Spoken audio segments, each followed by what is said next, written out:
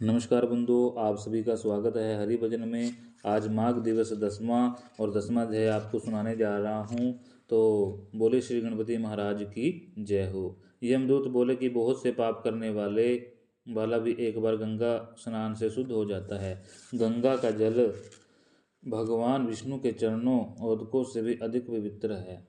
इसे शिवजी ने मस्तक पर धारण किया है। गंगा जल के समान कोई नहीं है।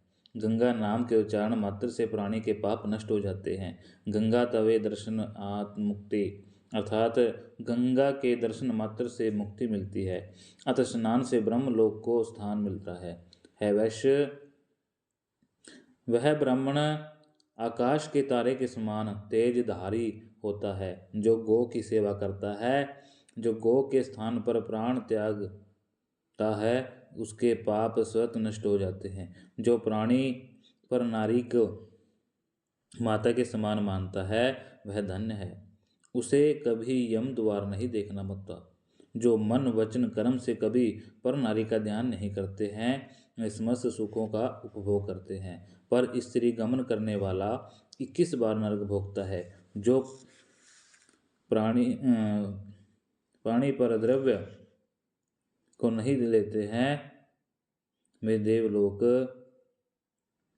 प्राप्त करते हैं। जो क्रोध करने की अवस्था में भी क्रोध नहीं करते, वे दिव्य सुख भोगते हैं। जो माता पिता का सत्कार करते हैं, गुरु का पूजन करते हैं, वह ब्रह्मलोक में स्थान पाते हैं। जो स्त्री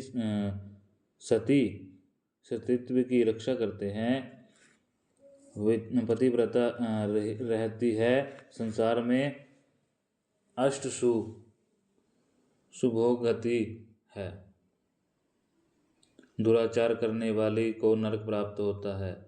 जो वेद वाक्य पढ़ते अथवा सुनते हैं, शास्त्रों का पाठन करते हैं, मनुस्मृति आदि धर्मशास्त्रों का अध्ययन करते हैं, निश्चय ही स्वर्ग प्राप्ति करते हैं। जिन प्राणियों ने धर्म का महत्व को समझकर ज्ञान का अर्जन किया है, वह अपने ज्ञान का उपदेश देते हैं, निश्चय ही ब्रह्मलोक को पाते हैं। वे देवताओं के द्वारा ही पूजित होते हैं। तो आज के लिए इतना ही।